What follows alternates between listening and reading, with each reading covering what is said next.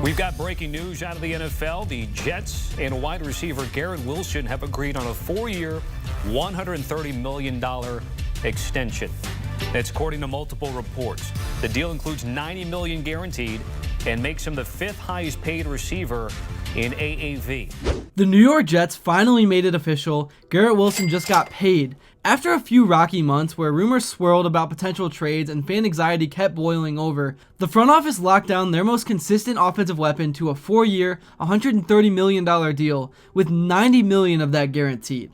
Let that sink in for a second. A wide receiver who's only played 3 NFL seasons just landed a deal that averages over $31 million per year, which is the first time in league history that that's ever happened this early into a career, and honestly, it still doesn't feel like a complete overpay with the way things are going. Before we even get into Sauce Gardner and what could be next on his extension front, I want to sit with this Garrett Wilson move for a second because the immediate reaction on social media, especially on Jets Twitter, was wild. A lot of fans were up in arms saying that this was way too much money, that Wilson didn't earn it, that this kind of contract should be reserved for the Jamar Chases or Justin Jeffersons of the world. And I get it, $130 million is a headline number, $90 million guaranteed is even more eye-popping, but let's not pretend this isn't exactly what had to happen, and frankly, what should have happened weeks ago.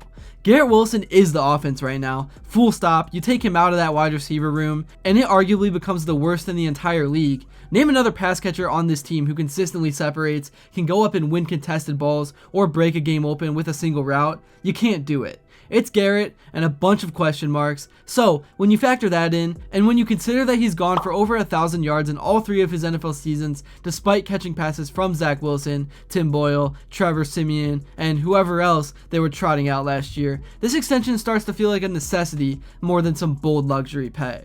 And here's the thing nobody seems to mention enough. Wilson's been a pro since day one. He shows up to pretty much all the offseason stuff. He doesn't complain about the quarterback carousel. He's had a good attitude, good leadership traits, and clearly wants to be a Jet long term. He said it himself. Jets green has been running through me since the day they drafted me. The faith is mutual, and that means the world to me. That matters. When you're trying to build a new era under Aaron Glenn, part of that is locking in the right cultural pieces, and Garrett checks all those boxes. This isn't just a guy putting up stats. This is someone who's become one of the faces of the franchise already. Now, let's talk numbers, because I think this is where some fans are losing their minds. Garrett Wilson's deal averages about $32.5 million per year. That's right in between AJ Brown and DK Metcalf territory. He didn't get more than Jamar Chase, Justin Jefferson, or CeeDee Lamb, and honestly, he shouldn't have. I'm not saying that. Those guys are in a different tier right now. But when you look at the next group of receivers just below that elite top 3, Garrett belongs in that conversation, and you can actually make the argument that he deserved to be 4th on the list based on production and also circumstance, which is definitely a big thing.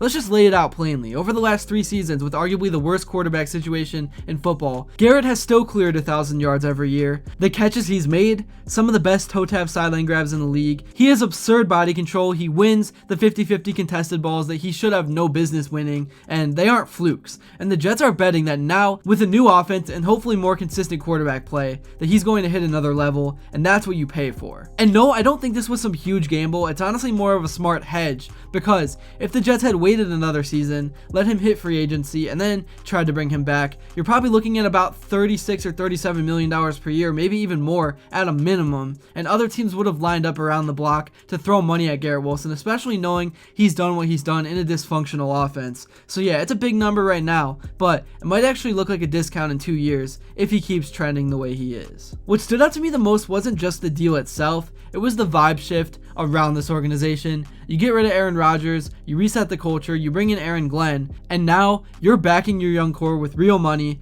That's how you build something sustainable. That's how you get out of the chaos the Jets have been living in for years. They just paid a wide receiver like a cornerstone piece, because that's exactly what he is. And look, Garrett's not some finished product either. There's still more ceiling to reach. He's only 24. With an improved offensive line, more structure, and hopefully some actual quarterback stability with Justin Fields, we might not have even seen his best season yet, and that's kind of scary to think about, because if you take the flashes we've already seen and combine them with some consistency at quarterback, yeah, you're looking at a top 5 receiver in the league, maybe even higher. Alright, now let's talk about Sauce, because the next logical move for the front office was to get him taken care of, and now they have. They just recently signed him to a 4-year, $120.4 million extension with $60 million of that guaranteed, making him the highest paid cornerback in NFL history at just over $30 million per year.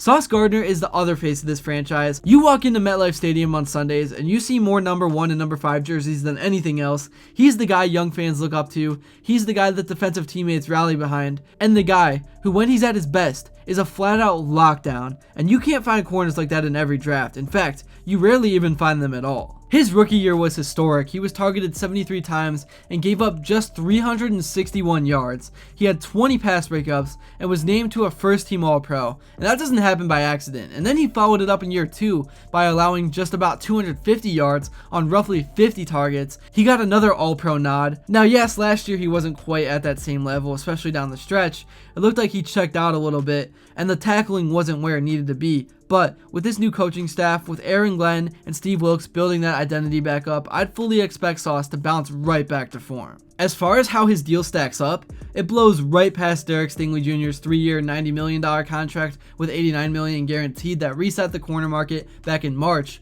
Gardner's payday sets a new standard, and rightfully so. When Sauce is playing his best football, he's not just one of the best corners in the league, he might be one of the best corners the NFL has seen in the last 10 years.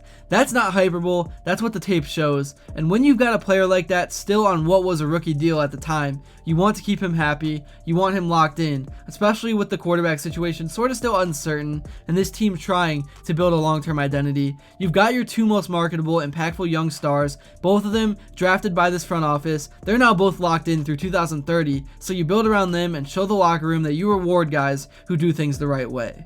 So no, I don't want to hear about Garrett Wilson being overpaid, because the truth is, he wasn't. He earned that contract. The production, the consistency, the professionalism, it all has been there, and the Jets would have been crazy to let that go to the open market. Same goes for Sauce. They got their money. These are the guys who are going to define the next 5 years of Jets football. These are the guys who are going to define the next 5 years of Jets football. Now it's just about making sure they've got the right supporting cast and structure around them to take advantage of their primes, because if Garrett and Sauce keep playing at this level, and if Justin Fields pans out the way this new regime is hoping, suddenly the Jets aren't just a team with a few good players, they're a team that's actually dangerous, a team that's building something real. And to be honest, it's about time. That's really all I have to say for this video though. Let me know in the comments below what you thought about these extensions. Did the Jets overpay, or do you think this was the right time for the front office to make these moves? I'll admit personally, I'm not a Jets fan myself. I'm a Cleveland Browns fan, but I'm also a Buckeyes fan. I know a lot about Garrett Wilson. The dude is an absolute stud. But since I'm not an actual fan, I don't know what your guys' opinions are, so I'm definitely curious to kind of hear from you guys. But yeah, thank you all so much if you made it to this point in the video, and if you enjoyed and haven't yet, please be sure to drop a like and subscribe, and let me know what you would like to see next, and until then, I will see you all later.